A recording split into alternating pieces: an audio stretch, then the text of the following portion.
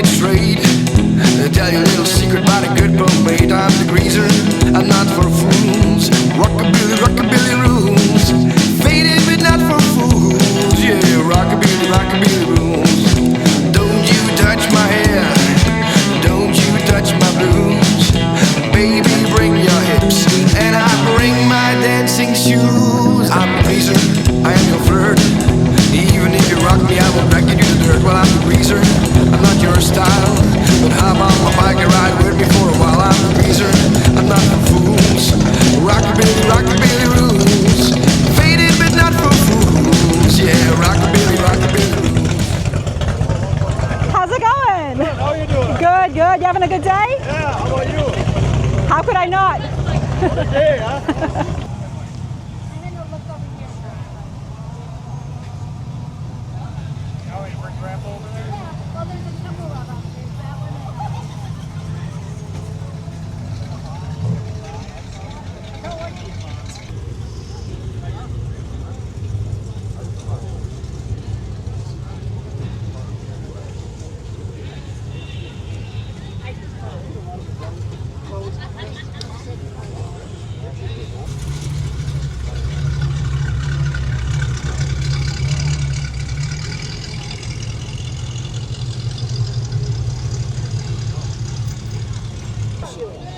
How's it going, you guys? You want to interview? How come you didn't post anything this morning? I was looking all over for it. What happened? What's your name? My name is Jim. How you doing? Jim, nice to meet you. This here is Turbo and that's Nitro. Turbo and Nitro. Come on! This is why I do love coming back to the 50s, and I haven't been here in 2 years. Nitroglycerin. It's Turbo and Nitro. I'm Steel. This is the crowd, okay? It's the. These are vintage scooters. Don't necessarily have to be sitting inside a hot rod or a classic And this car. girl is famous. How long have you guys been coming to the show? This guy's been coming. 2013, I watch every one of yours. You watch every one of my Every one of videos. yours. I do appreciate you, This Jim. morning, More than you know. you weren't on. Why did you not post something this morning? I have been, yes, I have been too busy. Let's just say it. I won't lie. I have been too Now, where were busy. you just last before this one? California, wasn't it? I was in California, yes. Where? At the Grand National, race the show. This is what happens. So if I do a vlog like this, and I have been talking to people non-stop, but We also are equestrians. He's bullshit. was that Turbo or Nitro? I'm Nitro. Nitro. Oh, am I Nitro? You forgot your name? I forgot my name. Hey, that's He just okay. made it up. I remember it for 1.5 seconds. Hey, where are you from? I'm from Knoxville, Tennessee. Wow. Wow. But the accent's Australian. Yeah. I love that scene. I love that scene. You guys have got a pretty good spot right Hey, here. this guy, you can You tell. gotta get this he- girl back here. Can you get her? There's someone else? She's sleeping. Oh, I'm not going to She's do it. sleeping on She's the job. sleeping. Jack her a day's Hey, but pay you know, for that. isn't this a phenomenon? No, this is phenomenon. This is crazy Americana. This is crazy Minnesota. Americana. That is what my new friend Nitro. Nitro. I'm Turbo. That's right. Yeah, like I said, 25 seconds, I'll forget it again. This is a great show, isn't it, Jim? Unbelievable. It's the largest car show in the United States. Of all things, in St. Paul, Minnesota. Are you kidding me? Amazing though, huh? But the people here are pretty cool. Oh, they're very cool. People from Minnesota are pretty cool. Yeah, they're very cool. You have to Very admit friendly. that. No, Be careful, because totally. they're passive aggressive. No, they're not. It's called Minnesota Nice. They are really cool, and really, this is a phenomenon. This is to have thousands of people, 150,000 people walking around with a beautiful blue sky. Look at this. No pollution, northern air, and I've never seen cars and such a variety of classic Americana. Fantastic. Really, It it's really pretty is. cool. It really is, I everybody. think it's cool that you're here doing And this. yeah, I'm so happy that I did come back, and I do. I want to come back again and maybe do Who more told you to do days. this? This is first time I've ever come here. This guy's like a car nut, so they dragged me into it too. But it's pretty amazing. It is very amazing. And I think one of the things that I love is everyone's walking, everybody is driving. It's just an event. It's an action. And It's like a fair. and Everybody's here. Big time, and it's peaceful. It's peaceful. Big time. Big time. I'm about to sit down with the president of the MSRA to have a chat with Tom and find out exactly what is it that they're doing, what right things are they doing to keep this so organized. It is very peaceful. Well said. Well, this is as organized. We've been. And it's all volunteers off memory. Let me tell you, how big is it? How many cars are here, Jim? There's about 10,000 today, I think. They had, I believe, over 8,500 registered cars. So Yeah, and 150,000 people. there you go. You know, this, One cop car I've seen all day. One. Well, that's all not it two. needs. Now that They says make a the lot same about a one. show. To have crowds that you don't need to have income job. Are you an influencer? You need a scooter. See the whole Are you? show. Yeah, Who do you work with? myself. I'll give you Oh, my card. it's me, myself, and I, You want to do everybody. saunas for me? I do sauna. I make sauna.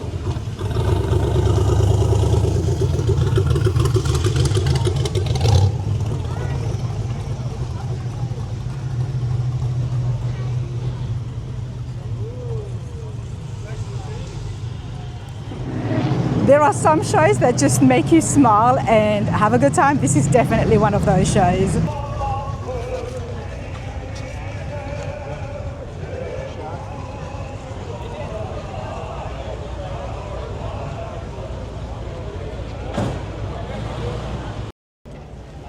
All right, let's continue along. Yes, I am going to be drawn here. Check out the blower on it. This is beautiful. Vescio'S Customs. Hey there, how's it going? Impala is yours? This is a customer of ours. Okay. We did all the body and paint on this car. It's a Barris recreation. I'm going to put a mic on you, Bo, because you said customer cars. I can see the name on the trailer. All of these belong to you? Yep, this is all from our shop. All right, let's put a mic on Bo and find out a little bit more about exactly what he's brought, about himself as well, because definitely the Impala just stands out. Absolute showstopper, but so is the panel van. You got a truck, you got a fair few things here. We have a wide variety of stuff that we work on. All right, let's get started. It's such a beautiful car. Bo, are you having a good time? We always have a good time at the 50s. I'm guessing you're a regular over here. Yeah, we've been showing here for 26 years with the shop, and then as a little kid, my dad brought me here for years before that. So this is a staple in Minnesota to get to the back to the 50s. I love it. Tell me a little bit about your shop, and then please show me your cars that you've got here. Yeah, so we've got a hot rod shop, Vescio'S Customizing, up in Rogers, Minnesota, which is about 30 minutes northwest of here of the cities. And we started 26 years ago. My wife, kids work there. It's a whole family operation. We've got about 9 guys in the shop, and we just love working on hot rods. A lot of body and paint. We build complete cars, show cars, regular cars, all kinds of stuff. It's a lot of stuff that's happening right here at the booth. And Yeah. let's check out some of those cars. Now in Rogers, Minnesota, clearly you are doing some amazing show cars, and not just one, but you've got so many here. I hope your customers are here today as well. Yeah. First of all, I do want to ask about the Impala and the panel van. So you mentioned George Barris here. Yeah, this car, this is a recreation of an actual Barris car. There was a guy in Minnesota that bought this car brand new at the dealership when him and his wife got married, and they moved to California. And he ended up working for Barris. He used to drive the cars to the glass shop, get the car show stuff ready. He didn't really do the work. But they did this car at the Barris shop back in 60. 59 is when they moved out there. And then eventually it came back to Minnesota, and Byron, who owns this, his brother bought it. Then Byron got it from him, and it was candy painted like this, but being up in Minnesota, they were at a show in the winter where it was cold, and they came out of the show to get gas, and the car literally, the lacquer cracked as they were filling up the car with gas. Then the guy got kind of bummed out, and that's when he sold it to Byron's brother. So Byron had the car until he went to Vietnam, and he's a helicopter pilot in Vietnam, and the car just, went away and got rusty and old. So he collected parts for many years to rebuild the car back. So then he did all the rebuilding, the Corvette grille, the DeSoto tail lights, all the modifications, got the little Barris crest down in the trim. And then we, being in, I'm from Minneapolis, and that's where John Kosmowski's from.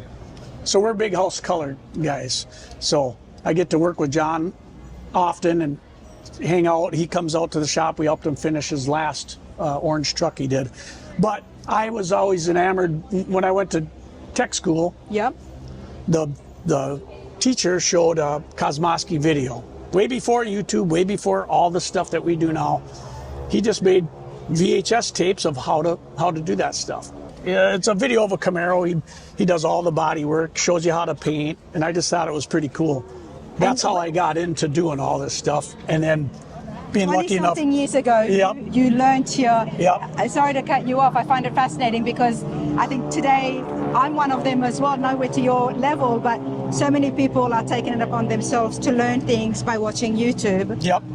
But there was actual VHS tapes. Oh yeah, you can find them on YouTube now, and they're pretty interesting to watch. How similar it is. It's just step by step of how to do it. And you taught yourself. Yeah, I mean, I watched that and you just got into it. And in the 90s and early 2000s, factory colors, Cadillac colors used to be pretty close. They were kind of neat. Everybody, candy was hard to paint, so they thought, oh, I'm just going to paint this GM wild cherry color. And I thought, well, it's neat, but it seems like it's hard, but it seems like it'd be fun to do this candy. And when I did a couple of them, the very first car that got me hooked up with House of Color, we did a 41 Willys Gasser, Hemi, candy apple red, and forever you would see them, they were just gray primer, like the movie Hot Rod. It was enough money just to get the car, let alone paint it. So we were able to hook up with that customer, Paul Bath, who's passed away since. But that car was a big deal around here, and he used to bring it everywhere, and it got a lot of attention. Now you see Willys all over, but that was early on, and that was a silver base candy apple red, just classic,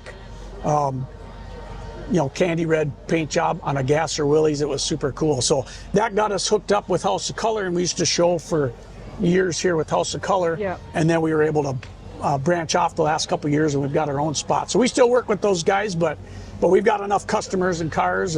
Well, that says a lot about your skills when it comes to the body work and the paint work. For House of Color to be so affiliated with you means you really know how to spray it. And like you said, these candy colors, the metallics, it's a lot of work. Yep, it's a lot of work, but it's a lot of payoff. It's a lot of payoff, and we can see that. The colors are just so much more vibrant, so much more deep. They're different. That's why it definitely caught my attention. Right. Byron had started to work on the Impala himself, and then he brought it out to you to basically, I guess, put everything back together, paint work. Yep, to mix the correct color and get the paint done, because that's our special. We do all the body work, but a lot of that was done, so we just had to fine tune it. The 59 Impala, what is some of the changes that Byron did? I mean, he's had to redo the car, but all the front end, that's all welded together, the Corvette grille, the rounded corners, that's all stuff they did at the Barris shop, but he had to redo all that because this is a totally different car. The other car was just lost. Finding the DeSoto wagon, 57 wagon taillights, that took him a long time to find. It's like a 1-year deal. And that was back in 59 when they first did this car. These were readily available, so easy to get. But now you have to find everything and redo it. This one's on air ride. It has a 348. The beauty about the Barris cars is they do so much custom work to it. However, it never takes away from what the car is from the factory. Right. You walk up to it, you can still tell that it is an Impala. It is a 59 Impala. The beautiful fins, the stuff that people love about the car is still there, still evident. And they did lots of these, many different versions, and they're all unique. They're all unique. Each one is unique. But look at the way the color is coming out in the sun. Yeah, we love it when the sunlight hits these things and it really shows them off. We have them in the shop.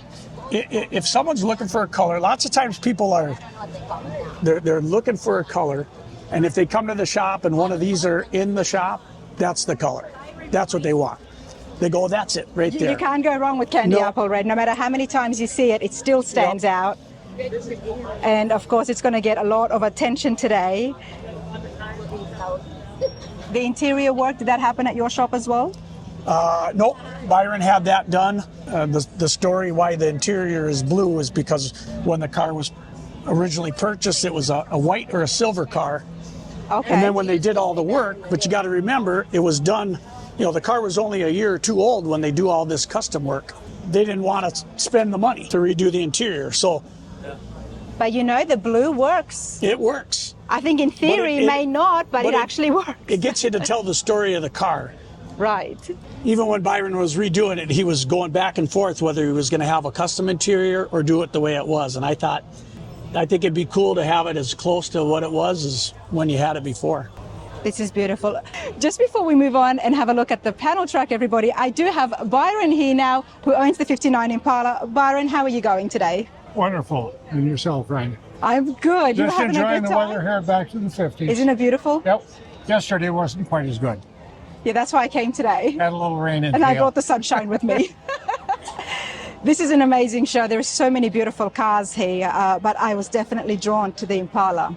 Thank you. Quite a history there as well. How it all started is a gentleman in my hometown ordered a 59 Impala brand new from Chevrolet, and his plan was to get married and go to California. Well, long story short, they went to California. She got a job, he didn't. So he started being a gopher for Barris and hung out at Barris' shop. And he had the brand new 59 Chev, and they just wound up getting it customized. Yeah. And the car was originally blue, that metallic blue, and Junior Conway was learning how to paint the candy red at that time. So were you familiar with the style that Barris did? Now that I learned as a result of this. Right, that's why I'm asking, because you have done so much work and you've restored it back to the way that he did it inside the shop. And the only reason it probably is because I owned the original car when I was in high school for about a year and a half. And like I was saying, this gentleman came back to my hometown, and I always saw the car running through town. Yeah. And then I found out it was available, so I bought it. It was just an old used car that was customized with cracked paint. Yeah. But it had a big engine and a 4-speed. I had so much fun, and then I just decided I had to do a tribute to George Barris and the work that they did. So that's how it just kind of started. You did it very well. Thank you for your service. Now, you were a pilot. Yes. How did you know how to work on these? Just growing up with the cars? I didn't do all of the work on it. I did the greatest majority of it, but I can't do the welding, customizing type stuff and the final body work. The final body work and paint was done at Vescio'S. Yes.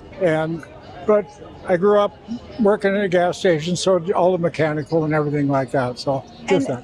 Fitting the Corvette grill.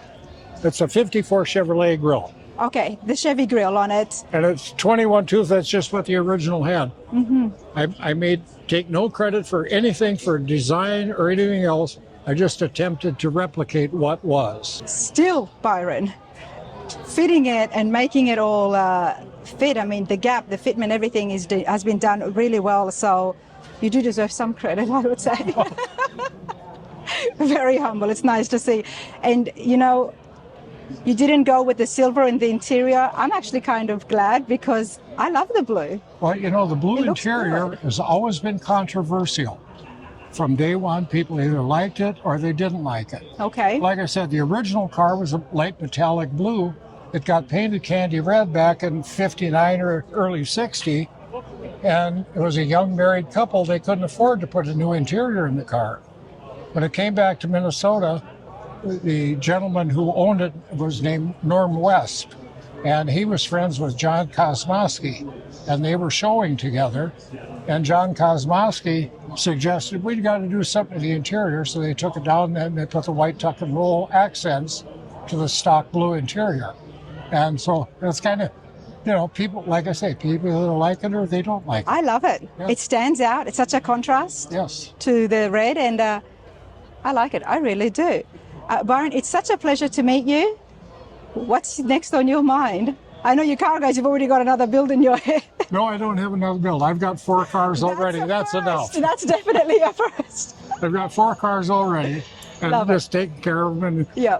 I'm enjoying going to shows. I just got back from Indianapolis at the Customs Car Revival, and prior to that, I was in Nashville, Tennessee at the I missed my Legends flight, of Hot otherwise Rod. I would have met you at outside the Jewelry Plaza. Yeah, it was great. That was one of the trips I was supposed to be at last week. But anyway, I'm so glad that I got to meet you now and see the beautiful Impala. All right, thank you. Absolutely. Let's continue along and check out another one of the cars here at Vescio'S booths. It's definitely the panel truck. Our customer, Gary Garner, he's got a little collection of cars. He likes 40 Fords. We did a 2-door sedan for him. He found this panel truck, pulled this one out of a barn, and built a floor. It had a spare tire pocket in the side. Redid all that. Are you Gary? I am. I'm Rana. Hi, how do you do? What's Nice your to name? meet you. Rana. Brenna, how do you do? This is beautiful. Well, thank you. I'm so glad that you are here because, I mean, an outdoor car show, when you've got a blower on top of it as well. Let's turn it on. Yeah. Is that an option? To start, Fire it up. Yes. well, I'll try. If you like, I can Yeah. try to get it started. Hopefully it's cooled down. Yeah, I was on idle outside here for about 40 minutes. Oh, I know. It was really nice Yeah, and hot. So. they get a little warm in here, yeah, but yeah. We can wait for a you few ready? more minutes. I'm ready right now, but we can wait if you think. I'll see if it'll run. give it a try. Let's go, Gary. Yeah. First couple pictures in there. I always get excited when the owners are here right with their cars, and especially when you've got a beautiful motor and it's an outdoor show. Yeah. I can't always ask that, but what have you got here in the book? So this is where we picked it up. It's been 16 years. 2006. Yeah, 2006. I think, or 4. Yeah, 06 is when 06, we yeah. grabbed it. Oh, wow. Yeah, that's So- what it looked like. when Yeah, you got that's it. what it was. Oh, wow. Okay. So, Gary, let's come over here so I could ask you a few questions. Bo, still stay with us, please. Why, out of all the classic cars, why the panel van for you? That's my first question. Okay, well, the panel van was, it's a panel truck. A panel truck, I'm Yes, sorry, the yeah. panel truck, that's okay. I used it kind of to represent my business Okay. at the time. And so we were in the manufacturing business. And I thought, how fun would it be to have a real nice, unusual car and make it into a hot rod? And so we picked a panel truck, and I had our logo on the side of it for a number of years. And it's Brilliant. Marketing at its best, draws It was. attention. It was really, it always draws attention. So Bo did an unbelievable job on putting this thing together. It was a 5-year project. How did you find Bo? Well, I met Bo because I also have a 1940. This is a 1940 Ford panel truck. I have a 1940 Ford 2-door sedan also. That was my first street rod. Okay. And he painted it for me when he first started his business. Yeah.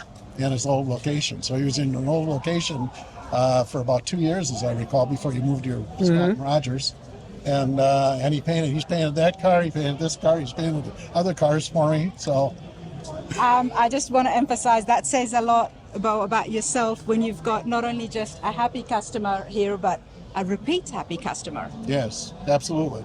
Yes, we've been together a long time. Yeah. No. These guys have a disease, and we have they have the itch, and we have the ointment. Yes, indeed, it I is love true. that. Yeah. So this was a labor of love, really, because I wanted to put in it's all Ford parts and all original, no Chevrolet, but the Ford Yeah. panel truck, and especially, air ride suspension, and it's just, It's absolutely beautiful. How involved were you with the build? Did you right. design and Yeah. direction, or did Heavily you just- involved in the design and and the color palette and all of that. Nothing on the body shop. These guys did all the body shop. I put the motor in the car, and Okay. I put the air ride in it, ran the lines and all that. Right. So I kind of worked with an assembler at the time that helped me after when Bo did the all the body work and paint. And had you worked on cars before? Yes. I have a long history with. You have a long cars. history with cars. Yes. How old were you when you first got your hands dirty? Well, with the cars, I was 16. So, I grew up. We didn't own a car, So we took a bus, and so getting a car was a really big deal for me. And I got my driver's license on my 16th birthday, and 2 weeks later I had a car. What car was it? It was a 1955 Mercury. Okay. Two-door hardtop, all rusted out. I think it was $175. So And you had to fix it up if you wanted to drive it. that's right. And I worked at a gas station across the street, and that's kind of how I, pumping gas and doing oil changes. And I love that. yeah, it was really. I've had a lot of history with cars. Oh, clearly from pumping gas and having an absolute, what would you call it? Run around to now you've got these amazing show cars. Yes, thank you. Hard work pays off, but I'm not going to let you go. You do need to turn that on. Let's see if it'll start. Fire it up. Okay, let's Start see. it up. I shouldn't say turn it on. Fire it up, please. This is beautiful. And I do want to ask about some of the fabrication here as well, Bo.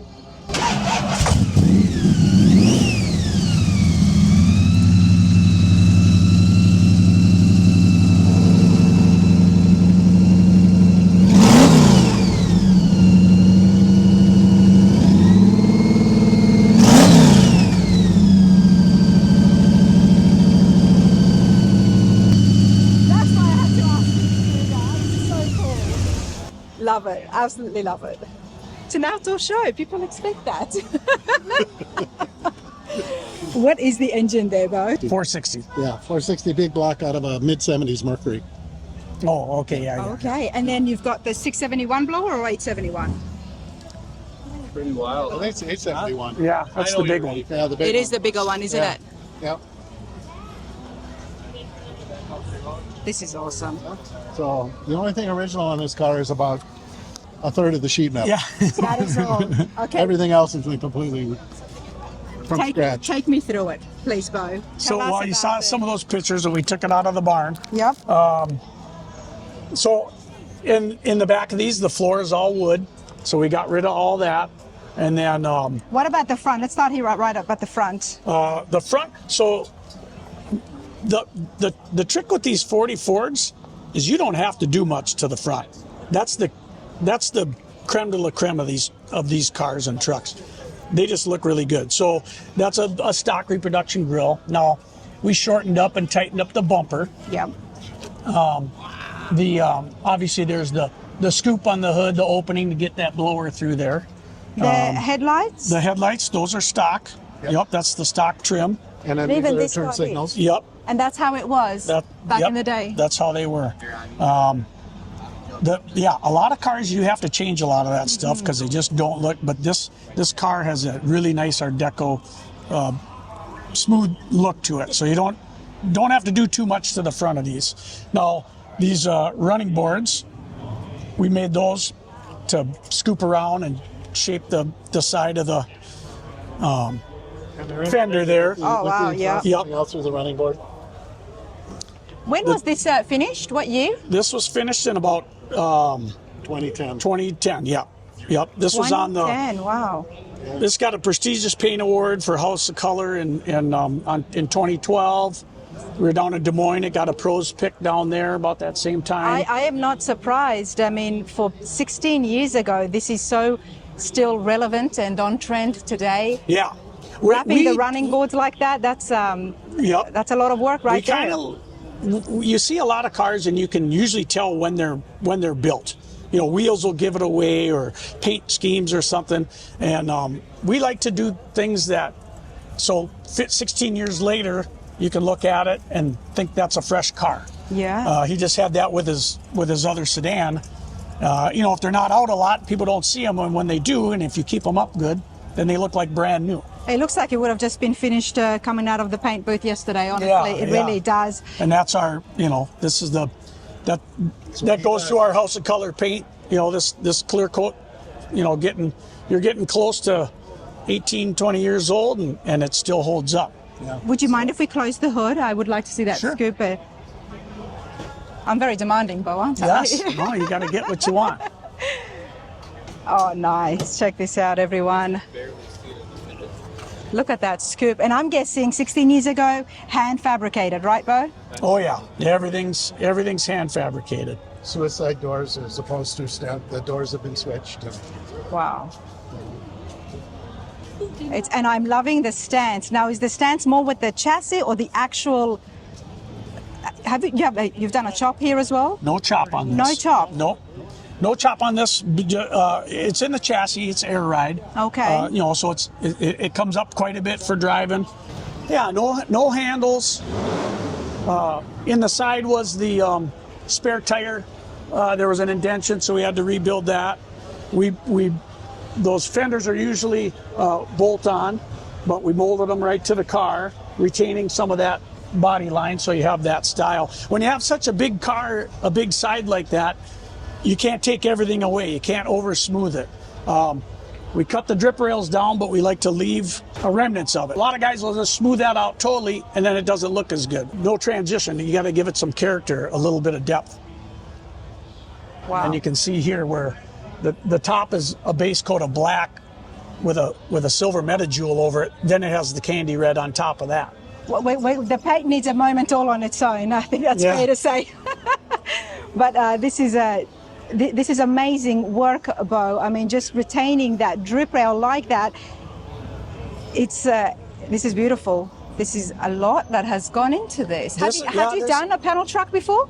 Not before this one. And nowadays you don't do them as much anymore. There aren't as many people as crazy. Yeah. Or that's how you know when the customer has become a friend. Yeah. You don't even know. Love it. So the rear door is 2 doors, and we put them together as one, and then it swings out to the side. Same treatment with the bumper in the rear. We tighten those up.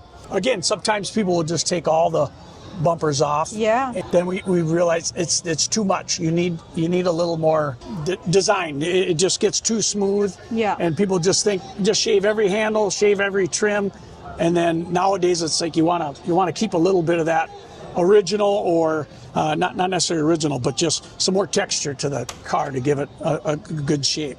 So Frenched in. So door poppers all around, I'm guessing? Yep.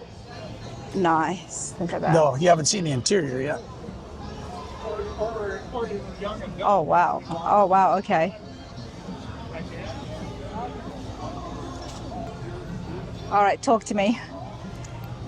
So this was done by Premier Upholstery, which is just down the street from our shop. So they're one of the upholstery shops we work with. And if you're going to give a upholstery shop a challenge, This would be it. yeah. I love the different textures here. Yep. Again, that breaks up everything as huge as it is. If you see the headliner, how intricate that is. And we built the center console. If you get up in the front, and then there's a console that comes across the top of the roof there too. It's got lights in it, and there's a few pockets up there for insurance card storage and whatnot. This is absolutely beautiful. I still can't believe this was done 16 years ago. Yeah. I do want to come around here since we're talking about the interior and have a look at the gauges and the dash.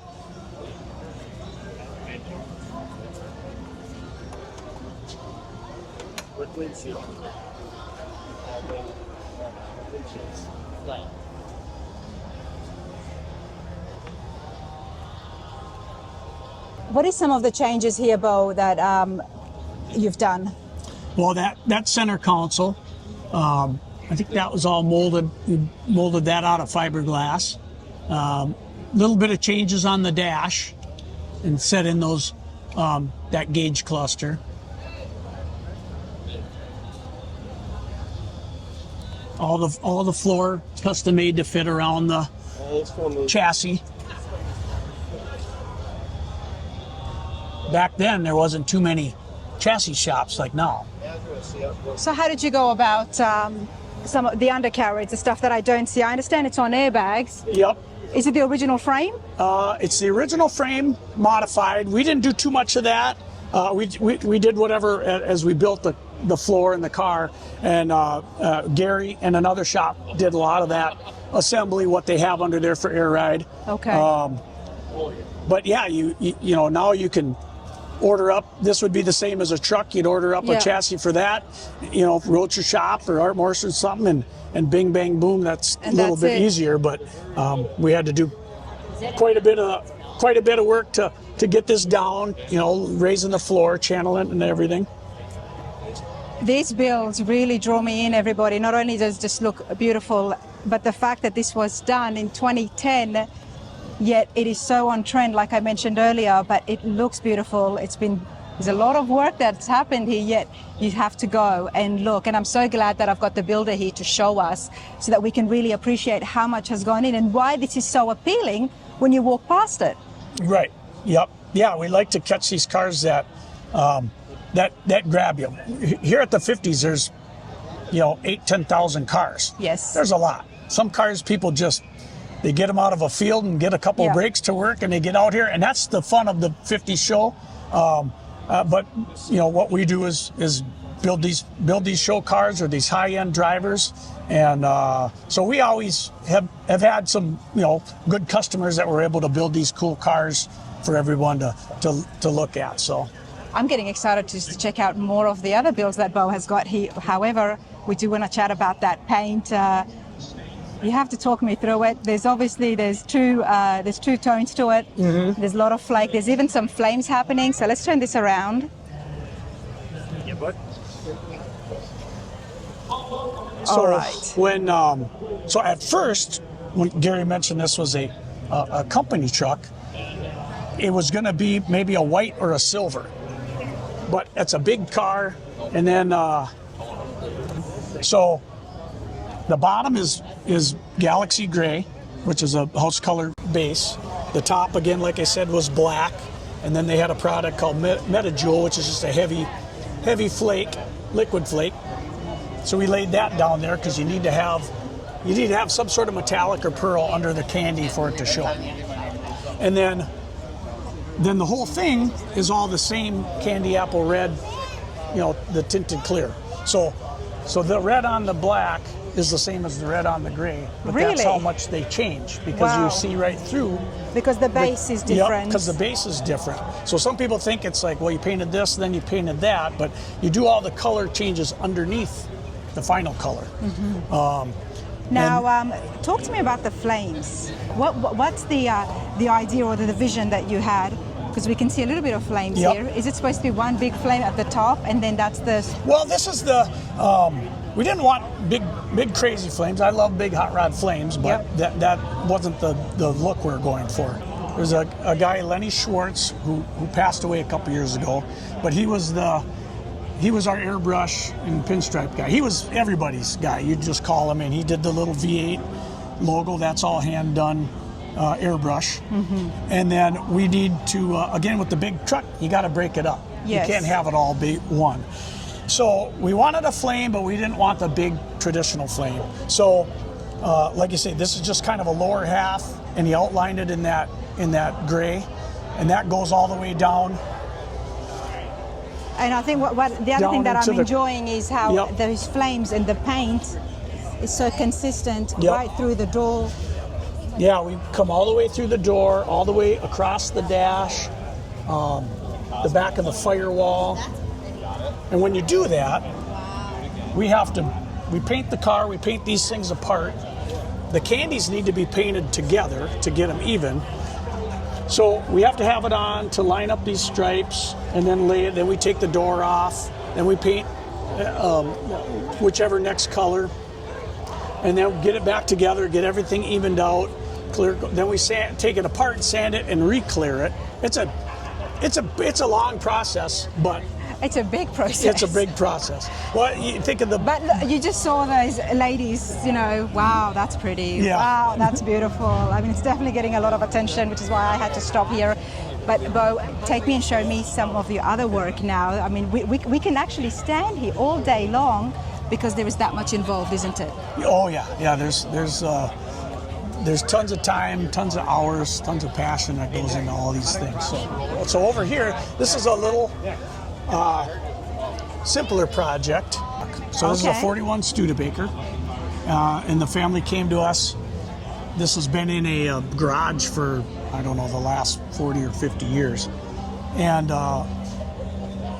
it was just as you would think, just a barn find, you know, not too beat up, but this was on the farm.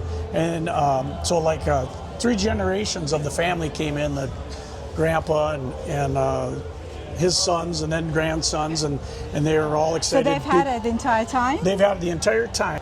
Grandma, who Yep. learned to drive in this car. So she learned to drive. This is it's a 3-speed stick truck driving on the farm, a 12-year-old girl. So she had memories of this car. So they. All right, Bo, as much as I'm enjoying your company, we need to get the owners here. They are here. Someone here Yep. from the family? Yep. Please introduce me. Let me as, see where. Grandma's truck, that's what I'm going to call this. Let me see if those guys didn't. We found the owners of the Studebaker, and I'm excited, everyone. This is Grandma's truck. Yes. Tell me, please introduce yourself to my viewers, and then introduce Dad as well, or Grandpa, I should say. Yes, Grandpa for my kid. So I'm Brian, and this is my dad, Frank, Right. who my mother grew up driving this truck, and it was her uncle's truck from the farm. And so she learned to drive it when she was 12 years old. Wow. Okay. 12 years old. Frank, that's the reason that I'm so excited to have you guys here. I love the stories behind the trucks, and obviously the truck looks beautiful. It's been done really well, but to have a Grandma's truck that she first learned to drive. Is Grandma here today? No, unfortunately, Grandma passed away. Oh, I'm so My mom. sorry She to didn't hear see that. the final result. I was going to ask, did she get a chance to see it when it was restored? No, she did not. But she's looking down. Yeah, she sees sees it. Yeah. Well, I'm so glad you guys are here with it and showing it and sharing the story. Was she there when it was getting built, and did she see some of the work that was starting to happen? She knew about the truck and the starting and so Yeah. forth, what we were doing with it. Is that topic would come up every year or so. What are we going to do about the truck? Yeah. And, so we finally said, okay, let's go get it. And I'm so glad you did. And Byron, I'm guessing it's not going anywhere. You've got kids. Oh yeah, no, it's This going to it's stay in the is family. staying. Forever, yeah, so, it's in the family. yeah, so it will stay with the family. My Yes. brother's got kids. We've got kids. So it will be continued down the generations. And the one it thing needs we to did be. make a little compromise. It wasn't originally it was a manual transmission, so we Yes. converted it to an automatic so everybody could drive it. So it's now That's okay. able- We'll it's okay, forgive you yeah, for that. Exactly. So But other than that, it's been restored back to all or original. less original. And even the color as well, I'm guessing. Well, the Yes. color is, yes. Wow. Underneath is all new. Yeah. I mean, so But that has been it's- changed over, but but it looks original. But I it- mean, we tried to keep the look as the same. consistent. Yeah. So. It's so common to see cars get sold, and it's very hard to see them staying in the families for so many generations. But for 3 generations, this has stayed. Was there a time where it might have been sold? Yeah. Well, yes, it was. After her uncle died, the family had an estate sale. And this truck was one of the items on the estate sale. And so her cousin called her up. We live in Rochester, and this is up in northern Minnesota. And called up Sandy and said, the truck is for sale. Do you want me to buy it for you? And she says, yes, I don't care what it costs. I want the truck. Of So, course. so we bought it. And it's been sitting in a machine shed for the last, 50 years? Yeah. Whatever it's been. And we finally decided it's time to bring it out, to put it back into driving condition. And we found Bo was the one who could do it for us. So Wow. this was great. How did you find Bo? I found Bo through a friend of my wife and I, who actually has a couple cars that have been restored or worked on through Bo. So Billy Dinkle, he was a neighbor. They moved, but he introduced us to Bo. And what was it like when you told him the story behind this truck? Oh, he was thrilled. I mean, I think that's part of the restoration Yes. aspect. I mean, I think these companies do great in having a story throughout Yeah. Yeah. to kind of bring these trucks back to life or these cars back to life or where they And I'm came. guessing he would have seen the pictures just to see how significant it was and to do it justice in restoring it just the way it was when Sandra was Yes. driving it. Yes. Exactly. Yes, absolutely. Okay, I mean, it's pretty cool, everyone. I'm going to get Bo to come in here so he can take us through and show us some of the points that he did in the restoration. But This is beautiful. Rana's Radar, this is what it's all about, everybody, to find these stories. And I know it would be a sensitive topic for the entire family. Sandra is definitely looking from up above to see that the truck is fully restored and people are mentioning it and preserving that memory and seeing it get passed down to the generations. Yes. Yeah. No, she would be thrilled. Yes, absolutely. And having her grandkids drive it. Exactly. The kids, my brother and I, but As- it'll be a really nice thing for her. As a slight aside, one of the things that happened after she learned to drive this truck, she would not have any other vehicle other than a truck during her lifetime. She was an absolute truck girl. She was a truck person. Yeah. And so every couple of years, we would trade the truck in and get a new truck. And she would always outfit it with the highest level. Her most recent one was a Silverado High Country with every possible option, big black one. She liked black colors too for the Sandra trucks. sounds like a really cool lady. She absolutely was, yeah. Wow. She wouldn't ride a regular vehicle. They're too small. I want a truck. I love that. I Yeah, mean, at the age of 12 to learn manual. To learn a manual, yeah, with the clutch, double clutching that you had to do in those days, and yeah. Yeah, and one of the pictures that we do have has her two aunts on the running boards, standing with her cousin sitting next to her, driving. And the aunts, you can see the terrified look in their eyes, like she's going. and She's bouncing across to the field, across the farm. field. If you're able to give those pictures to Bo or Laura, and then they can pass it on to me, so maybe I can share it on the screen Yeah, no, that would. so people could see. I think that would Yeah. really do it justice. Yeah, there's some neat trucks, and there are some neat pictures. And being a farm truck, it actually did a lot of work. So it hauled grain to and from. So it was a work truck, but also a learning to drive. A learning to drive truck. Well, may she rest in peace. Definitely sounds like a swell lady. Let's have a look at the Studebaker and see how it got brought back to life to preserve Sandra's memory, everybody. This is pretty cool.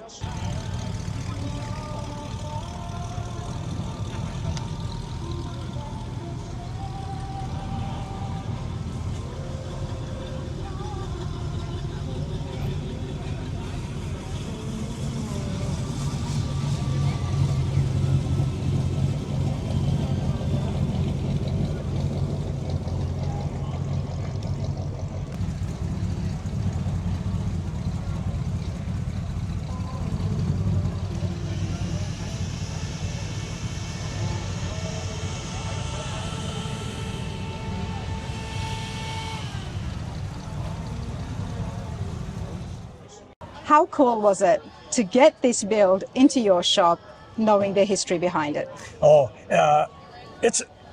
These big show cars are super cool, but these, I know they're kind of a emotional family heirloom cars. They're super fun. You wouldn't believe how many pickup trucks from the farm that families like to do, and they all remember the story of grandma learning to drive and all that stuff. But it just makes it that much more special. It does, and we let all the guys know Yes. that are working, and so everybody takes in that information when they're working on, these cars. As a custom car builder, and you've got a big shop, big reputation, you're so used to taking things to the next level. Yep. However, you've got a farm truck here in your hand, and you've got pictures, black and white pictures nonetheless. As a painter, I mean, black and white pictures, and to restore it back, Yep. to cherish Sandra's memories. How did you go about that? Was that difficult? Did you have to change some of the things that you normally would have done? Because most of the time, customers do let you give the reins to you. Right. Yeah. Yep. Yeah. So what we want to do, like I was saying, as far as they're not always car people, we don't want to send them down the road with the 4-cylinder Studebaker motor and the unsynchronized transmission and the clutch and the old brakes and all that. So we want this car to look like it looked, but we put a small block Chevy in there. We put a Mustang too. So we do all the things that we build a hot rod with. Yeah. We just don't emphasize the, crazy horsepower or all Right. that. So it's going to make it reliable, usable. Grandpa can take the grandkids to get ice cream, all the, and tell them stories about grandma, all that jazz. But it'll be usable. It's a fuel injected small block in there. It's lowered a little bit because we got to give it a little bit of style, but we modified the bed a little bit for that rear end to sit in there, so everything's serviceable. Right. But the rest of it, we want to look original. Had you done a Studebaker truck before? What's that? Had you done a Studebaker truck before? No, and not this year. I was just talking to the customers that I'm used to this bullet nose Studebaker cars or the 50s Studebaker truck. And when we got this, and I kind of remember seeing these too much. And then we start looking for parts and things. But how did you do your research on knowing the restoration? Luckily we have, the whole truck is together. Yes. Untouched for all that time. So even though it was in a barn the whole time. Yeah, but it was actually in decent shape. Okay. It's not a very rusty truck. It gets dings and dents, but it's not missing. It has, it used to have a big grain box type of side, so they drill a couple extra holes and things like that. So we have the truck to go off of originally. Yeah. And then we just, the magic of the internet, now you can see all kinds of stuff. So then we started looking and I thought, wow, they have bread trucks and tow trucks and even the cars, how you learn about these cars that you don't think about all the time. So all this stuff is original bumper, trim rings, all this stuff is original, just polished. We've still got a bar here we have to finish. This whole front end was punched in, probably ran into a cow or pushed a bale of hay or something like that. Yeah. We added a little marker lights. It's a one wiper.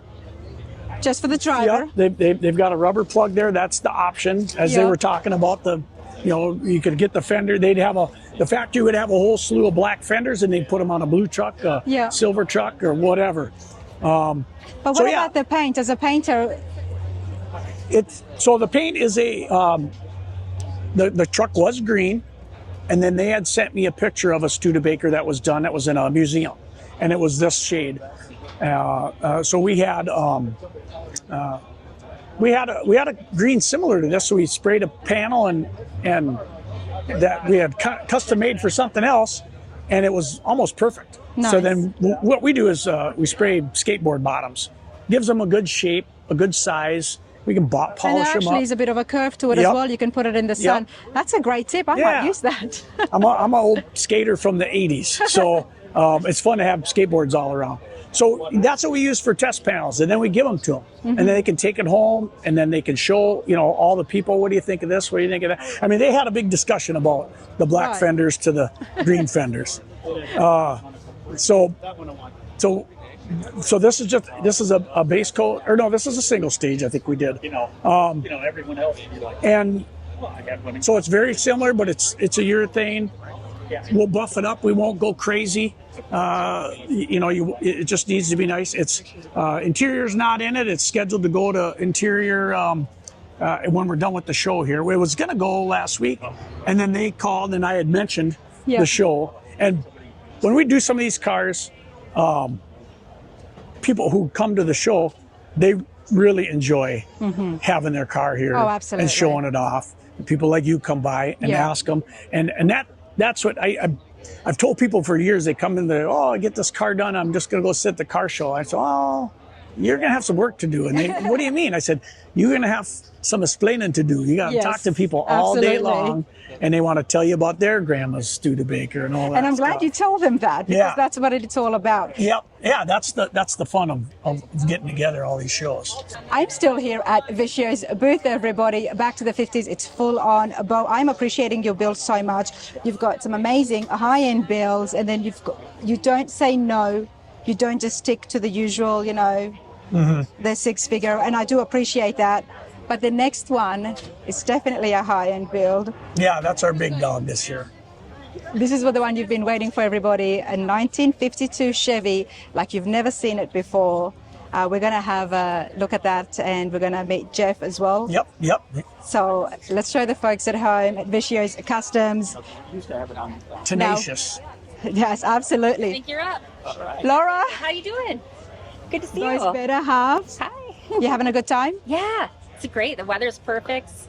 You've got some amazing customers here. Yes, that's so fun. And the stories behind it. Yeah, it's a great time. I'm having an awesome time. This must be Jeff. This is Chip Bjustrom. Hi, Ronna. How are you? Nice to meet you, Welcome to Jeff. Minnesota. Oh, I love it. Absolutely love this. I was telling everyone that this is the one that I've been waiting for. We're about to go have a look at the Chevy that belongs to you. I have seen this on social media, so I'm super excited to see it here in person and get to know Jeff and find out exactly what Bo's done, because there is a lot. Let's turn this around. Okay. First of all, Bo, congratulations. Thank you. This is your latest build. Yes. Talk to me. What did you start off with and what have you done with the Chevy?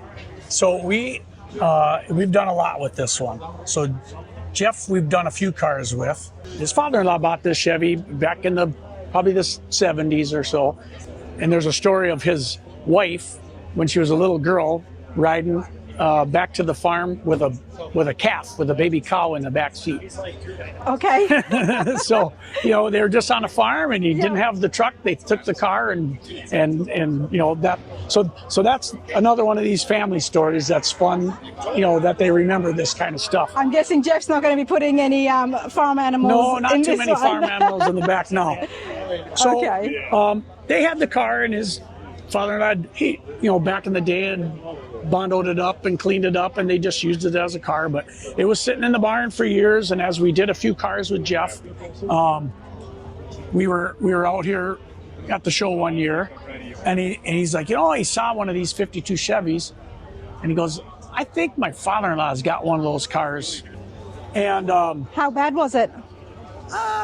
It was rough. It had been used and fixed and repaired. So, but that to us is just a blank canvas. Yeah. That sometimes it's hard to, start with a nice decent car. Yeah. And cut it all up. But these ones that are pretty crusty, then it doesn't matter what you do. So we got the car and then we started to think about what we wanted to make. And I love 50s cars. That's the kind of thing that... That's coming from your group, mister. Yeah, that's the old farm truck. Doesn't quite sound like an old farm truck anymore. But so I really like 50s cars, chopped and all that stuff. But there's so many of these like that. So we thought if we really want to make a big showstopper car, the trend of the Mustangs and the Camaros, all the Pro Tour style stuff, that's what we wanted to do. Yeah. I said, what if we do that with one of these big bubbly cars? You just don't see them that much anymore. Hooked up with Ben Hermance, who did a drawing for us. We give him a few ideas, and we end up getting a Art Morrison chassis, which makes that base a little easier, like we were talking about the other truck over there, having to redo all that. So then we got into really changing everything. I always like to start right here at the front. Yep. Have you done something to the nose here to add to that rake? Because it does have quite a hot rod stance, I was telling Jeff earlier. So that's the factory front bumper flipped upside down and trimmed up to fit tight. We modified the panel under here, removed the marker lights. Then there's LED lights back in here, and now these are intakes for the K&N filters are back there. We got rid of the grill mesh and a couple of the bars so you can see the intercooler, and you can kind of see that there's something going on under the hood. Loving that. First of all, was this part of the bumper, or is that something you added in? That is something. It's kind of like a guard, is it? It's a little bit of a guard, but this is also an air intake. So this skin and flushes air right up underneath into the radiator. Just an added design. It's something else. You can do a regular bumper, beautiful. But then cutting this out and making this piece flush mount with a little grill factor and an offsetting color. The indicators are so subtle. Yes. And they've been machined into that. Yep. Yeah, they're a solid plastic with an LED laid in there, and we shaped them up, and they actually have a little dust of we dusted them a little bit of black, so they're kind of tinted, but they blink out and they're nice and bright. And that happened all in-house at your shop? Yep. Very by hand. We don't have a lot we don't have a lot of computer stuff. We have some machine tools, but that's just shaping it by hand, fitting it in there, modifying these whichever way we can. And then all this stuff got sent out to Ogden Chrome. Yeah. And we had them do all the nice bright work. A lot of intake cooling happening here, and there's a big reason for that, isn't it? Yeah. So we have a 850 horse Mass Motorsports LS3 with that Whipple blower on there. Beautiful color. Yeah. Stand out. We can get into the paint and I'll tell you a whole story how we got into these colors. So. Absolutely. And I'm loving the stripe here. There is so much custom fabrication inside the engine bay alone. Correct me if I'm wrong, but that's not from factory. They didn't have none that. of that is. The whole firewall was totally sculpted. You can see where we have we made a panel that goes from the back of the blower into the firewall with the same shape. It mimics the bolt sleeves for the as the back of the blower bolt on there, and then that covers wires and hoses and stuff that go in the back. And that was hand fabricated as well? That was all hand fabricated. So these inner fenders, this front panel unbolts, and get access to the radiator and all that stuff. The hood hinges are factory hood hinges, finished off and plated the base, except for the arms we changed and made them out of aluminum. So those are billet, and then we had all that plated too. Wow. Yeah, and then just a little subtle, the change from the gloss to the satin all on the inside with a little break of the orange pinstripe in there. So, and then you've got vents for a little bit of cooling and open up. But when it comes to builds of this caliber in 2026, so many times we hear, CNC this, 3D printed this, the machine, CAD files and such, but it looks amazing, and there is so much handwork, brilliant, skillful handwork that's happening. How many fabricators do you have in the shop? We've got two main guys now, and they're busy all the time. There's all this stuff to do, and because we don't have, we don't rely too much. There's a piece in the back that we had machined. Certain things you just have to do, but it's called the Alloway way. That's what Bobby does. He doesn't have all the fancy stuff, but he's made cars beautiful forever just by doing that. I don't think he's ever going to get into the fancy stuff. He won't change. You don't. I mean, I love it. I love the progression of it. But I also there is a special art to doing things by hand. Right. And I absolutely love it. And like you, I appreciate the computers, and it's so great to have it out there, especially for people who are getting into this.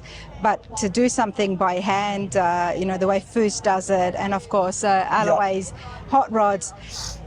This is amazing stuff. About it really is. Let's move over here to the. Yep. So if you come down this side, so the wheel wells are all lips from a 60 Chevy pickup. Just the lip. The opening in the lip, because these are all flat. Yeah. The back is smaller, so you want to look at that wheel a little bit more. So we thought, well, we need to flare this, and then we found, well, we had a Chevy truck in there. We're like, you know what, this, for being a truck, to have a little more stylish lip than the car did, kind of interesting. So we molded those in there, redid the bottom front here, which really gives this car, the car has a little bit of roll up and a little bit of roll up in the back. So it looks really... It's not boxed anymore. It's not boxy anymore. That's the trick. It's not every day you see these Chevys get hot rodded and get this custom done. Yeah, they all get either real low and all that, and we're like, well, it needs to look like a pro touring car. These wheels are probably 10 years old. So this was the Grip Equip series of Forge Line. So we got these wheels from Forge Line, and these wheels are still hot today. Yeah. You still see this style. This has been it's been a long build off and on. Okay. They take some of these cars just take a while when you're doing them to this level. Yeah. And things change. And again, like we were talking with the other, you want to keep up a style that's going to keep going on. So Right. I've seen guys start a car and finish it 10 years later, and it looks like 10 years old. So on that note, how long was the build? Between 10 and 12 years, we were working on this car. And a lot happens in the 10 to 12 years. Yeah. I mean, this is probably 6,000 hours of work. Did you get tempted into involving some CNC and 3D printing? Because when you started, it wasn't as big, but now it's the norm. As we got, as we get to the back, I'll show you the emblem and in the seats here. But that's all. I mean, it's still very small. Right. The rest of it is all really, my guy Marshall, who used to work with us, did a ton of this work. And I like to work with these, my guys and the customer. We all work together and put in our inputs instead of just saying, this is how we're going to do it and that's it. And then we all, that sounds good. Let's try it. So, relying on the talent of our people and their input to see what's going to work. So, is there any chop involved? There is a chop. So it's mild. Like Chip Foose always like to say, I like to do things that make it look like it should have been that way. You know, not a 6-inch chop where you have a mail slot window, which has its place, and that's cool too. But we just need to bring down the bubbliness of the top and give it a little slope. So it's the factory back window. The front window is a cut down. You get a Buick or an Oldsmobile. So are you looking at an inch and a half? I can't even remember. Like a little more in the back than in the front. But you're in that under 2 inches area. So then another trick with these cars is this belt trim and this door trim, which is a factory on these Chevys. But when people chop them, that's a lot of work to try to get that stuff chopped. So they just eliminate it. And we thought, not you like things to be difficult. You know, it would really look good, and it would look like you made an effort to make this. So this is the original trim, and these side ones we made. So this is cut out of a flat big sheet of aluminum and routered and then shaped to fit. And then originally we put the glass in with the rubber seal and the original trim, but it would crack, and then it would, just kind of be a pain in the butt. And we thought, why don't we glue it in, flush mount it, and then we'll put a trim on there. Nice. And it looks just like, so now the back is the original trim on the original style rubber setting. Okay. And that one worked pretty good because that's the original size. One of my favorite things on this car is these are 58 Corvette taillights. So they're normally sit up this way on the Corvette. Yeah. In the drawing that Hermance did, he had up and down tail lights, which would have been a custom, tail light. And again, that stuff gets expensive. Of course. $5,000 to make a tail light. So, and I think we had a Corvette in or something. We started to think, so this has all changed quite a bit. They have a little teeny light in the original car, and we set that up there, so the quarters extended out. This whole back is changed and molded together. And then this is a 55 Chevy bumper, flipped upside down. They're about yay long, so it's trimmed off. So it's all cut up, notched for the exhaust. Those are big, thick aluminum tips on there. So the back of this is changed quite a bit. And it makes such a difference by having those. And now it has an elegant, kind of smooth look to it. And we're getting a bit of hint on the interior by just looking at the trunk, but tell me about the paint, both. So we went through a bunch of different colors, trying to decide what we were doing. And at one point we were on a kind of a light silvery blue. And then I thought, well, I'm going to do all the underneath and I'm going to do the inside in this blue in a satin, just like we did. Yep. So one day I said, we got to look at some samples. So Randy, my painter, I said, hey, take that. I ordered 2 gallons of the blue. Yes. And I said, grab that, spray me out a board. We'll do half satin, half gloss. So he did that, and he brought out this dark blue board. And I'm like, no, the blue, the 2 gallons. He goes, that is the 2 gallons. And I thought, oh no, I was going to order the silver blue of the 2 gallons, but This was by mistake? by mistake. But then as we laid it out, everyone in the shop thought, well, that's pretty cool. He says, the chrome's going to look better with that. And this is going to look better with the that. contrast would be so much more better. So, let's get Jeff in here. I want to have his 2 cents on the paint as well. Now, let me see. Hey, babe. Jeff.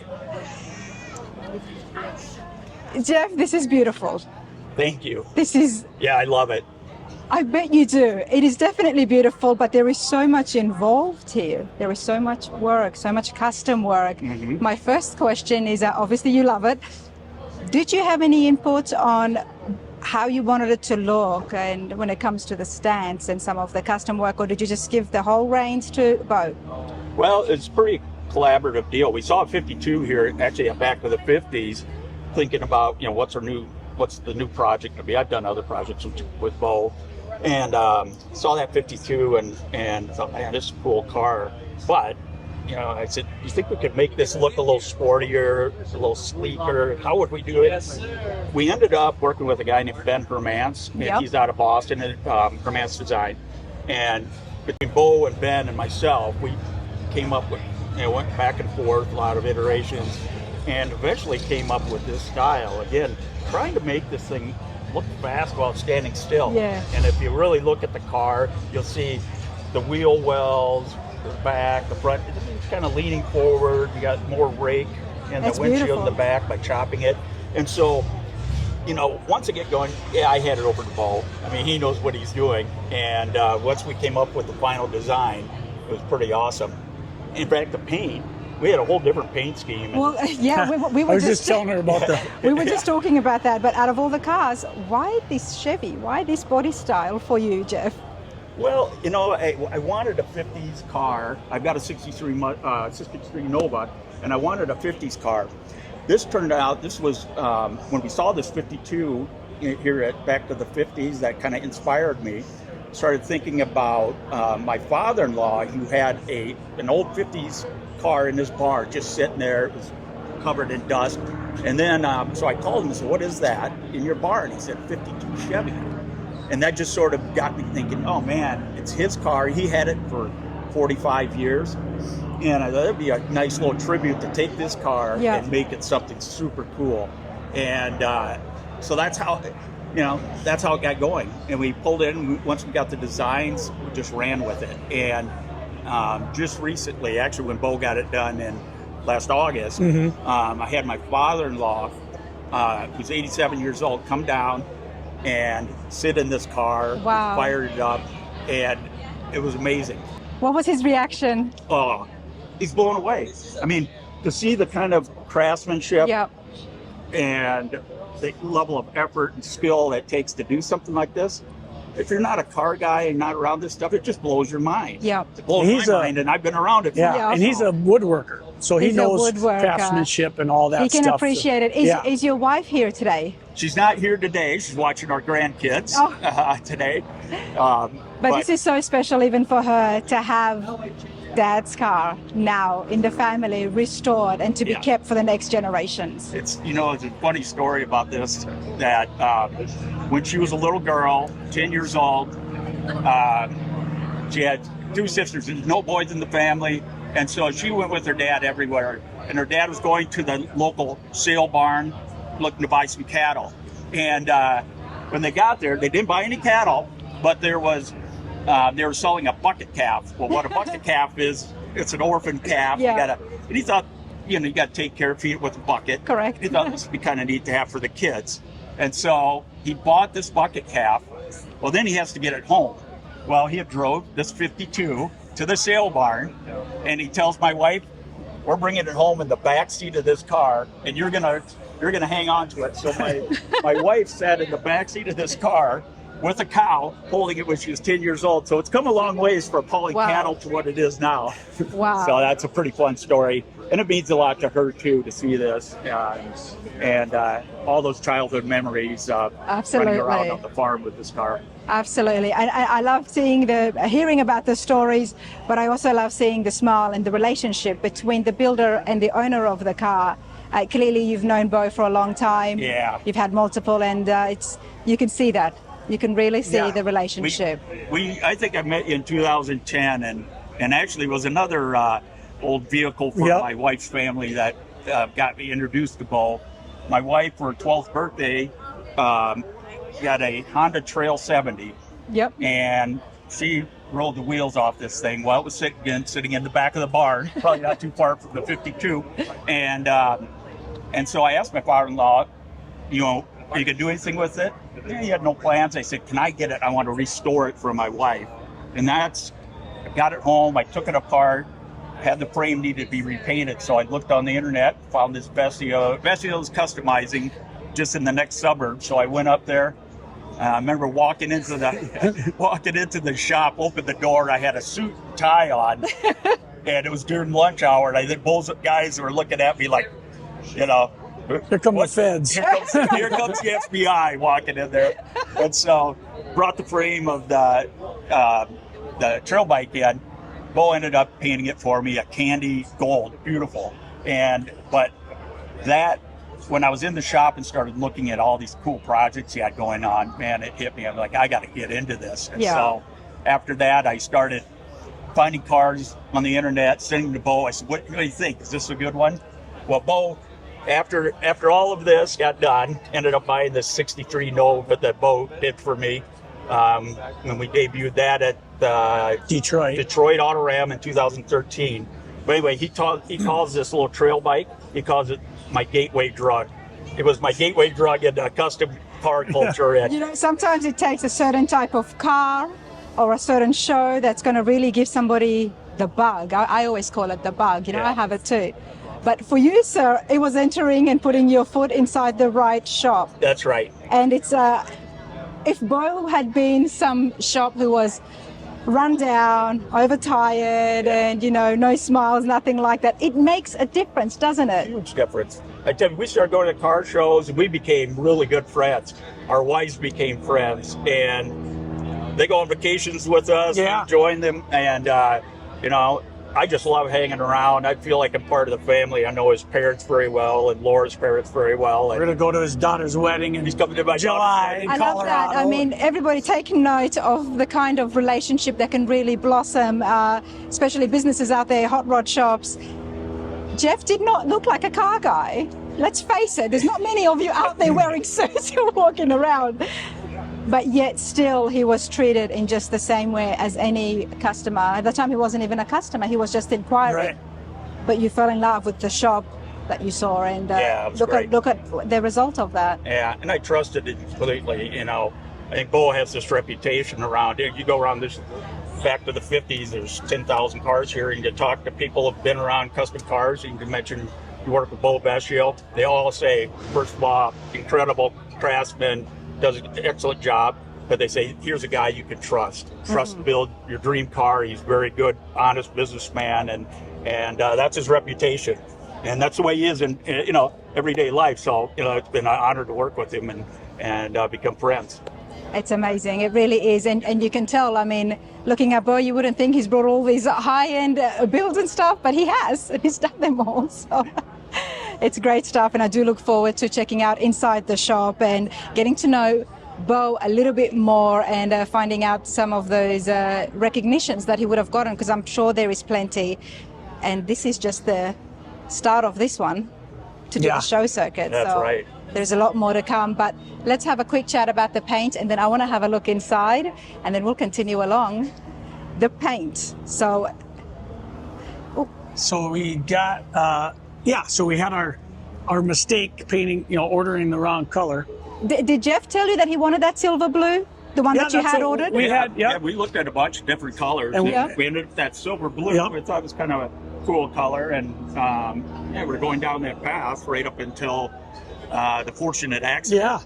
So once we had that board, and yeah, so we started to look, and everybody thought, I don't know, this is probably going to be better. And we checked with Jeff and go, well, here's what I did. I ordered this. I mean, we can order paint and, you know, get more paint, but we thought, God, this might look a lot better. I think the chrome's going to pop. You know, some of the colors. Now, this orange that we decided on probably would not go with that silver blue, but it goes with this blue really good. Right. So as we so this blue that we have on here is it's a ocean blue. It's a BMW color.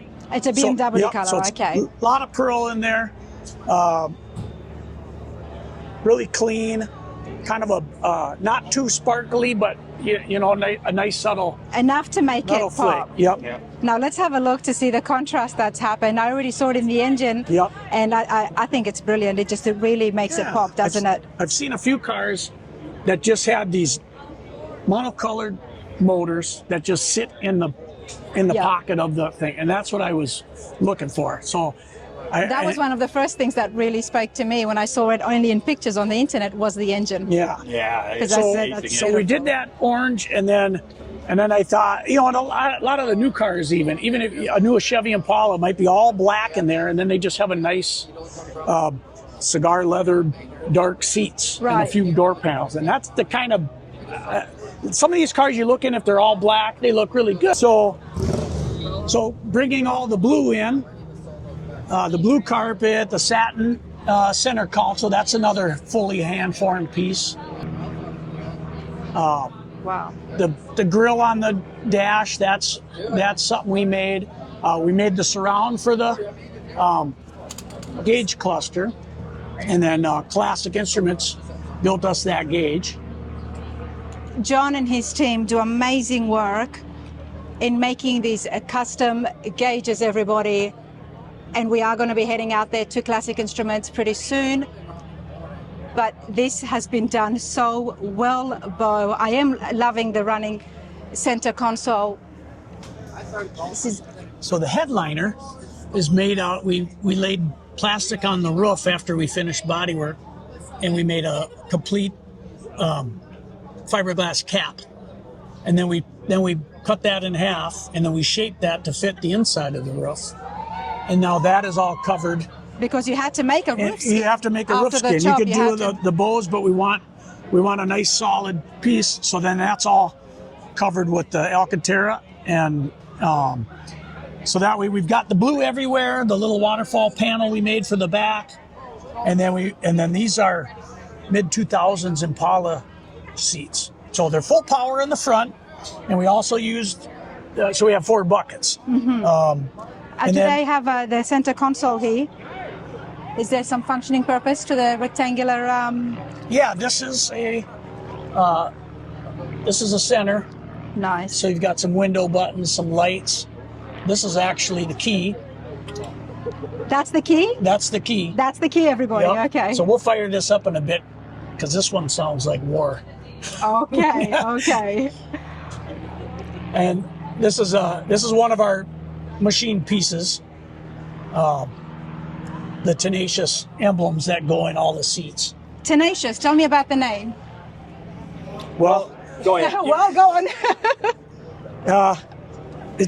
When these builds like this that are 10, 12 years, you got to be pretty tenacious to last it out and to make it. You can give up real quick and be like, let's just throw this together and get it on the road. Or you can be tenacious and stay the course, so you can put out something that everybody's really going to like, and it finishes the vision you thought you had. And not change the vision. It's very easy to change the vision in that over a decade. It's easy to skip and go, just put because this is the new thing. This is what everybody's doing. Right. Why don't we change it? But you guys stayed to the course. Yep. And I'm glad that you did, because it again speaks more about the car, the build, the skill involved, that you could do all of this by hand. There's so much handwork that's still involved here. The tags, Go Manufacturing is a local guy machined out that stuff. And then they made the trunk. So this trunk emblem is just a recreation of a smaller of the original. And then we integrated the name in there, and then integrated the... Did I even see that? No, you didn't see that one yet. I got the things in here. Actually, let me do this. Oh, nice. Look at So that. normally, this emblem is about yay big, and it has the, I think it's the red and blue, or what, you know, red, white, and blue style. It says Chevrolet in there. So we had that scanned, and then they made this piece, and then underneath here is this is the switch for the trunk. It's all on ball bearings. Yeah, Works it incredibly works. well. Yeah, Very super nice. And then we did the charcoal, which the Art Morrison chassis is all powder coated in this charcoal color. The bottom of the car is the ocean, the dark blue satin, and then we have the orange accents. But there are some cars that I really, really enjoy, and when I do, I want to see more and more of it. So hopefully next time that you have this as my guest at a show, you will have some mirrors. Oh yeah, we have You have a mirrors. display? Yep, we have a display. This I enjoy the outdoor shows because you don't have to do all that work. But we just had it at our local. The award inside there was from our local GSTA Yeah. show, which No, we had I'm so it glad on. that you did bring it here, so I still was able to have a look at it. But this definitely is going to be back on the channel, so we can have a look at underneath it. I do like it when there is such beautiful custom work. This year, the Slonica winning car by Buddy and his team at Type 1 Restorations, the Carmen Ghia, it was absolutely beautiful. Oh yeah, we so saw much that car. It was involved, and you have to see the chassis when it comes to cars like that, just to see the amount of work. And I get the same vibes here. I'm really liking it. It's not just because my favorite color is blue. Maybe it is, but there's a lot that's happened. So we're definitely going to put this on a display. Yeah. So stay tuned for that. But this is awesome. And Bo said he's going to turn it on. So let's hold him to that. And I want to take my phone out so I can share it on social media as well. And then I'm going to continue on it back to the 50s, because Alrighty. over 10,000 cars, I think, here this year. Yeah.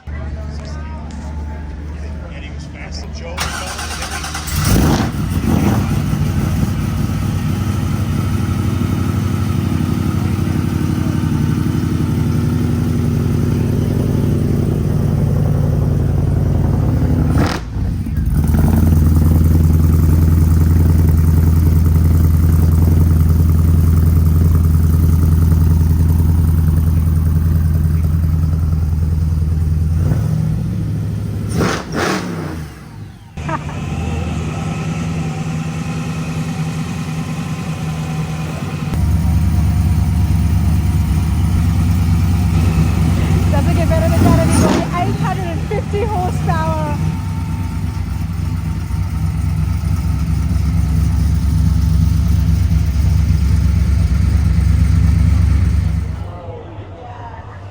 Such a big variety of different builds, Bo. And then right next to the Chevy, you've got an absolutely beautiful Continental.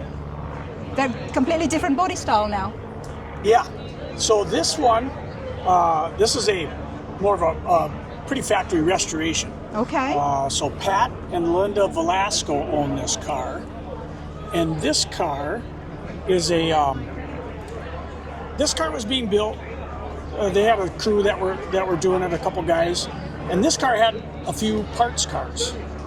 Well, Pat got introduced to Chip, and he thought, hey, what if I give you one of these parts cars and see what you can make? Well, Chip created that beautiful Yep. green Continental. And that also belongs to Linda. That also belongs to Pat. Yeah. So, and then this car wasn't quite done. They wanted to bring that car to the Amelia Island show. And he says, well, I also have this one. And they said, well, we want that too. But it wasn't done. The motor was done. The frame was done. It was partially painted, but it had kind of fallen off. So Pat called Chip and he says, can you help me light a fire and get this car done? So he came up and they needed an upholstery guy. So we sent our Top Stitch Upholstery is the guys who did the Chevy. Yeah. So I called him. I said, you know what, it's a good opportunity. I know you're probably busy, but if you can work with Chip and do an interior for him on this car. So they did that. Well, as they were going, most of this car was painted. The front clip wasn't. Then they started to realize it needed to be finished. And then Chip didn't really care for the color, so he thought he could come up with something different. So then they called us back and they said, well, who can jump on this quick, and it's kind of an homage to the overhauling days. All right. And we did 20 years ago. Chip was out at our place and did some flames on a 32 deuce called Medusa. So we were excited to. We said, yeah, we'll help. We can jump in there. We've got a big enough crew. So they brought the car over, and Mank, Steve, and Chip came up, and we all worked together in our shop for a week. Working 6 till midnight or whatever. So I'm doing guessing, it, Bo, you got a taste of what it's like with the way Chip works. Oh yeah, because he's done those crunch times. And we did many that times. with him before on the flames, because he only has so much time. Right. But he's so gracious with his time and his skills, and it's incredible to work with him because it's not as hectic as you would think. It's very calm. I can't imagine him being hectic for somebody who has such a. I've been fortunate to hang out with Chip a few times now, and I have seen his schedule when, especially at SEMA, he's got a small paper and the number of appointments and places he has to be. It is so extensive. You never can tell on his face. No. We run into problems, run into issues, and he just gets down and does he's sanding mud, he's spreading, the guy he made like 5 tools while we were working on this. He just makes tools and does whatever, and he's a legend and everybody knows him. Oh, he's a great drawer, he's always drawing. There's so many videos of him going viral, but the man is an absolute craftsman. I have been to his shop, Foose Design, he's on the channel, you have to check it out. Yep. Everything is by hand. He builds these cars, he paints them, builds it, designs it, of course.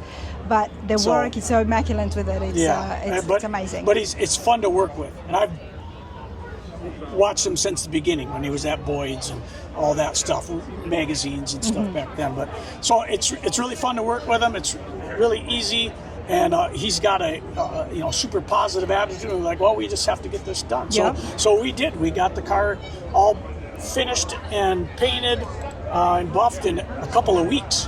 In a couple of weeks. Yep. And like I say, granted, it was partially done, but we still had to fit things and straighten it out. Was Randy involved from your shop? He was, yep. Randy did the major paint. Can we get Randy? Randy. You. Sorry. Yeah, you. Linda, stay with me, don't go. Okay. Hold on. Is this because of the 2-week job you had to do here? Yeah. No, that was. He was wore out the next day. I don't think he came back to work. No, that was a rough deal. Randy, you're a painter with Bo at the shop. Now, before I turned the camera on, we were having a chat about body and paint and how long it takes. You had to do this in 2 weeks. Yeah. Please, your 2 cents. How do you feel and how was it and when would you do it again? Yeah. Oh, yeah, I'd do it. When would you do it again? But it is a whole lot of work. But yes, I'd do it again. And was there a lot of body work? Well, not for me, because I'm the painter. That's how it works. See what I got to deal with? But that does not mean that I won't. Okay. I've been doing this myself for almost 43 years. Wow. So I'm no stranger to it, and I'm not afraid of it. So absolutely, bring it on. Love it. Vescio'S Customs painter. I mean, happy workers, happy employees, and happy customers. This is a happy thing to do. Yeah. On the Oil and Whiskey podcast, when I did that one, I said, when you have a body shop and you fix people's problems, yes, or you have a custom shop and you build people's dreams, Exactly. it's a whole different attitude. Everybody, happy workers work hard, happy customers sign checks easier when they're smiling. True. And it's just fun to, look at all these people and all the stuff we have. Our families here, our guys like to hang out, talk to the customers. Everybody comes to see us. It's just a big party every day. I love it. I love the attitude. Absolutely, I love the environment. Which is why I'm still here and hanging out, everybody. Yeah. I'm having too much of a good time. I had my own shop out in Las Vegas for several years, and my slogan at that shop was "Building Dreams, one car at a time." One car at a time. And it kept it better for me doing it that way. That way things didn't get overlapped and people don't get mad that way. things a little bit more calmer that you are now not running the shop, because that's a lot of work. Right. Right. That's It is a awesome. lot of work. It is. It's a lot of work running the shop. Try to give everybody, put them in their skill that they're good at, so they can concentrate on that. And then, each person, they need to help each other, but as long as they're, they're doing their best at what they're comfortable with, that's all that stuff turns out the way it does. So. Love it. Absolutely love it. What is it? I said, that's what I'm best at. The paint. But I mean, the fact you can do this, you can tell, right, Linda, the fact that you've done this in 2 weeks, everybody, it's a big car. We're not talking about a small car. It's a lot of metal. It's a lot of panels to cover. It's that's why when you started limping, I'm like, okay, he broke his back. Should have seen how many steps he had on his phone. Wow. I mean, honestly, Chip, I'm going to blame you for this one. But thank you so much, you guys. Linda, how are you? I'm wonderful. So nice to meet you. Very nice to meet you. Let's come over here now. All right. Now that I have Linda mic'd up, you've seen my channel. Yes. You've seen me with your car, I'm guessing. Yes. Of course, Linda and Pat own the beautiful, beautiful green Continental, one of Chip's latest builds this year. Yes. It's so stunning. No matter where you see it, from whichever angle, it's absolutely beautiful. It is. It is. You clearly are a car girl. Absolutely. I have you here. I want to know a little bit about yourself, and then I'll ask some more about the Continental that's next to us here. But Linda, you and Pat, cars, when did it begin? I always had a love for cars. I think Pat's love was stronger, but through him and my dad probably, I started to really appreciate a lot of the older model cars. We started our own collection in 2018, so it hasn't even been 10 years. Okay. But we loved going to the car shows and just appreciating them. And I'm guessing you like the long, big cars? I love the long, big cars. Oh, you are so I love the vintage cars. Nice. That's my favorite as well. Yes. The Lincolns, the Yes. Continentals, and I like the 57s, but they speak for themselves. Oh, absolutely. The lines are so clean. It's just a beautiful vehicle. Now, the Continental got changed. The rendering, what I saw inside the shop, was blue, and then it Yes. went to a green. It did. I like the green. It looks beautiful. I do too. But I do love blue. So what is your take on what happened? Chip was the one who had the vision on that car, and when he thought we should go the way of the green paint, we actually met. We were at Monterey, and I had to agree with him. When I saw his idea for the interior and the exterior, I thought, let's do it. Especially the fact the gauges were that color. Oh, the gauges make that whole. Yes. Yes, absolutely. It's not all the time that I get to have the customers to ask them when such a big change does happen. Yeah. But of course, it is Chip. He's got to make something timeless and beautiful. The gauges surprised me when I saw them. I mean, it was perfect. During that build, this happened. Yes. Yes, it did. It did. Go on. We had tried building this for a couple of years, and unfortunately, I don't think we had the right people doing it. Mm-hmm. Chip knew how much we wanted to get this done when we were invited to Amelia Island, and he came out and he took a look at where we were, and he said, I've got the team for you. So this would not have been done without Chip Foose, and he put this amazing team of people together, and this was the result. It's brilliant. Now, can I assume that this is more of your driver? Yes, And yes, the other we one's will more take for this show? on the road. Yes, we will. And it's still a beautiful car, and it has been done really well. Yes. Is Pat here today? He is not here today. Oh, what a shame. But I'm so happy to have met yourself. Thank you. Such a pleasure. And Thank you. Of course, you're a car girl. Do you have a favorite? That's so hard to say. Okay. I would say my favorite would be the 1936 Packard that we have in our collection. You have a Packard. Yes. Okay, I do Yes. like them. Hollywood era, Yes. beautiful style. Yep. With a little tray table in front and the Yes, footstep. Yep. yes, You got to have the absolutely. footstool, you know. Yes, exactly. And I do another love very them. large car. Okay. Now, this is awesome. I'm so happy to have met you. Thank you, Rhonda. And I'll definitely catch up with you again next time and enjoy it. And thank you for showcasing it. Do you know when we can see the Continental again at another show for folks at home? Where it's scheduled to come? Actually, it will probably be at the Lincoln show in Michigan in August. Okay. Is it coming to the Triple Crown? Not the Triple Crown. It's another one specific to Lincoln. Specific to Lincoln's. I think I Yes. have to check that out. Yes. Thanks, Linda. Thank you. Bye-bye.